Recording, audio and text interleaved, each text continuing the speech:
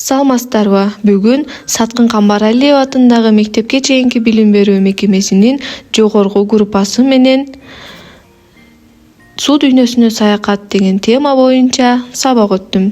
Сабактын башында окуучулардын көңүлүн топтоо жана сабакка активдүү даярдоо максатында кыскача кыймыл көнүгүүсүн жүргүздүм. Окуучулар колдорун кыймылдатып, менин көрсөтмөлөрүмө ылайык жөнөкөй кыймылдарды аткарышты.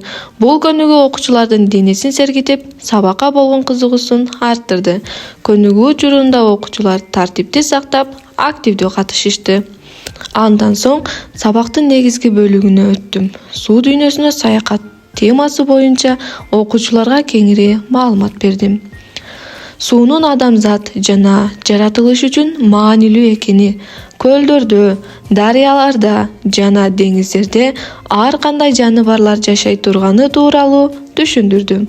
Айрым жаныбарлар дайыма сууда жашаса, кээ бирлери сууда да, кургакта да жашай алары тууралуу айтып бердим. Ошондой эле сууну таза сактоонун жана суу дүйнөсүндөгү жаныбарларды коргоонун маанисине өзгөчө көңүл бурдум. Сабактын практикалык бөлүгүндө окуучуларга жылан, балык жана ташбаканын сүрөтү түшүрүлгөн барактарды тараттым.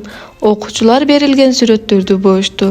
Бул тапшырма аркылуу окуучулар суу дүйнөсүндө жашоочу жаныбарларды таанып билүүгө, түстөрдү туура тандоого жана өз алдынча иштөөгө мүмкүнчүлүк алышты. Практикалык иш учурунда окуучулар чоң кызыгуу менен иштеп, чыгармачылык жөндөмдөрүн көрсөтүштү.